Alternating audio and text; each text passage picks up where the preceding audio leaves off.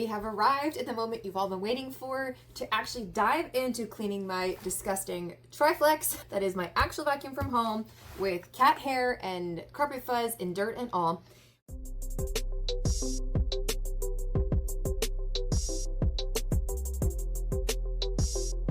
This particular video is going to be way more above and beyond than the other tutorials you may have already seen on our channel. We're going to take this apart, going to show you all the little nooks and crannies that have to be addressed on this particular model. Obviously, if you have a Miele Triflex, that's awesome. You can follow along very literally and apply these techniques at home to keeping your Triflex clean and working as beautifully for as long as possible. It is super important if you fall behind in the maintenance, these will clog up, they will not perform well, you lose battery runtime, they'll start to stink.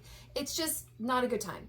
These tips should also apply to other brands of stick vacuum and even just bagless vacuums in general. Some of the tips, especially when we come down to talking about the electric power nozzle section, that's going to apply to more vacuums still. So other uprights and also the power nozzles of canister type vacuums, whether they're bagged or bagless. And lastly, if you too are a vacuum cleaner store and vacuum service provider, I hope that some of these tips that I show you and that we employ here at our shop can carry over to your shop and then ultimately have a better result for your customer and really improve that relationship that you formed.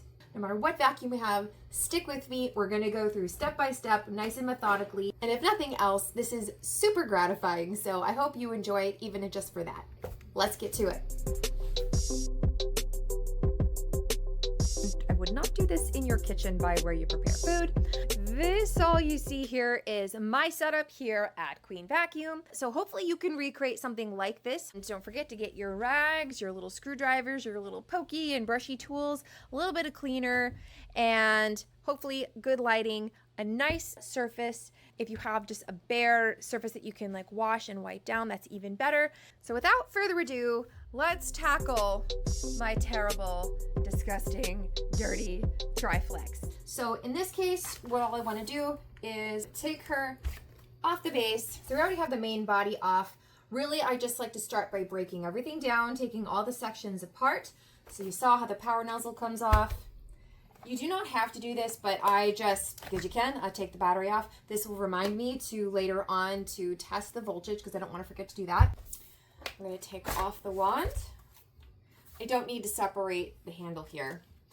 All right, so this is where we're going to spend probably the majority of our time is on the main body, the actual dirt bin of the Triflex. Now, you can see I have been a very bad girl. The max fill line is right here. Well, the cat hair and my hair is just piled up on here. Inside of this bin is where the filter lives. There's actually a pre-screen.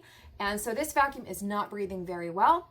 And the filter is inside here. So that is one very important thing to keep in mind, guys, at home is on these bagless machines, you need to watch the fill line because the machines cannot breathe at all once the debris has gone up higher than that. So I want to just basically just empty this out. You'd be normally doing this in a garbage can on the Triflex. If you hold it like this, you can see that there is a little arrow. We're going to turn from, like if this were a clock face, we're going to turn to about 10 o'clock and the bin comes right off. There is a little bit of fine dust and debris that does accumulate here. We'll come back to that later. That's easy to kind of vacuum and wipe out. The main thing is this part. Once we turn this one more time, the dirt bin is going to fly open. Let's just pretend like we're at home. We're going to empty this out in the garbage can. Look at the side of the bin. See this big meaty chunky part? And look at the grippies. That's where you want to hold it as you are traveling to your garbage can. Because you can take your free hand, continue turning, and that's what engages the little flap to unlock. If you had been holding this another weird way, you could have gotten dirt all over yourself. So utilize these comfy hand grips both up here and down here. But now that our bin is open, clearly not everything came out. And that's one of the things that can happen when you have failed to honor the maximum fill line and stuff has climbed all the way up here. So how do you get this stuff out? Well, that won't come out from like any amount of whacking it. you can employ a couple different techniques. One of them is to get a pokey thing, a chapstick. This is like a straw pipe cleaner thing. I was talking about one of these tools that I have. This has a little handy hooky thing at the end. So when you're over the garbage can, you can feel free to go rummaging here and try to pull that debris down and out. And in case you hadn't noticed, this could start making a mess. But if this is just part of your normal maintenance, getting this stuff out of the bin and into the garbage can, that's what you want to do. But when we are deep cleaning, this is another really important feature that you may not have realized about your Triflex, is that this whole bin separates, okay? And this is how we begin the deep cleaning process. So we've opened up at, what is this? Maybe like, I don't know, 10 o'clock. When you continue turning this inner portion to about 9 o'clock, keep going, you'll feel a little click.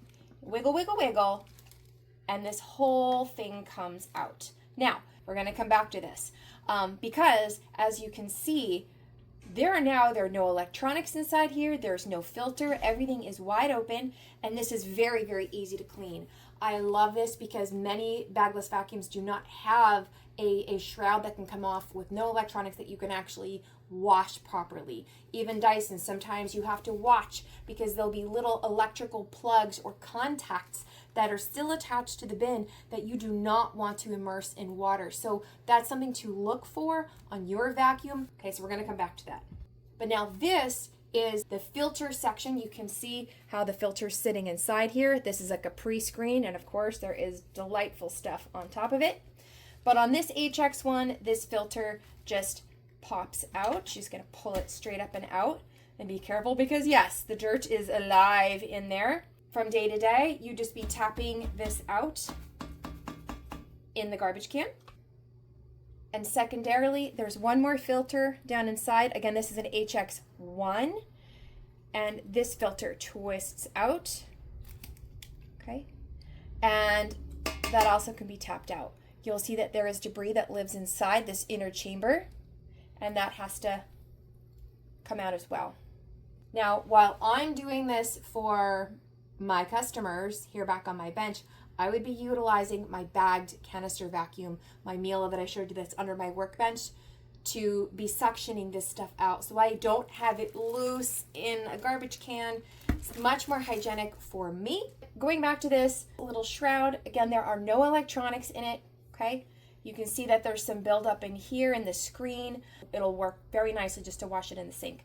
Okay, so now the only part that's really safely washable, aside from the inner cyclone, is the outer bin. And so we're going to take a little field trip to the slop sink, and I'm going to take my old toothbrush and one of these pipe cleaner things.